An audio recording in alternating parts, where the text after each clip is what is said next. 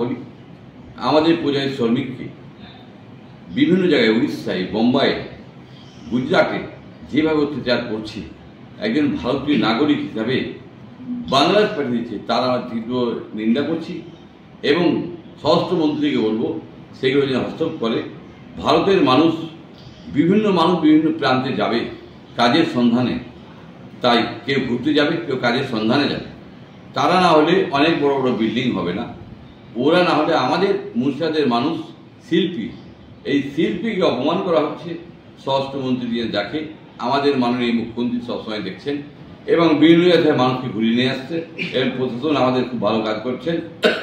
কালকেও পুলিশের ধরেছিল, তারাকে ছুটিয়েছে এবং তাদেরকে পুলিশ প্রশাসনকে আমার শুভেচ্ছা জানাই এবং অ্যাডমিনিস্ট্রেট যারা প্রশাসন আছে তাদেরকেও বলবো আপনারা একটু ওপর মহলে কথা বলুন এবং যেন মানুষের রূপে দেখা হয়। এবং স্বরাষ্ট্রমন্ত্রীকে অনুরোধ করবো ভারতীয় মানুষকে আপনারা ভারত থেকে বিচ্ছিন্ন করিয়ে না, মানুষ যেন কাজ করতে পারে। নাহলে আপনাদের যে বড় বড় শহর বিল্ডিং হচ্ছে সেটা হবে না, আমাদের শিল্পীরা যাই দিয়ে এই বিল্ডিংগুলো হয়। তাই আমি অনুরোধ করছি পরিযায়ী শ্রমিকদেরকে যে কেউ হয়রান না।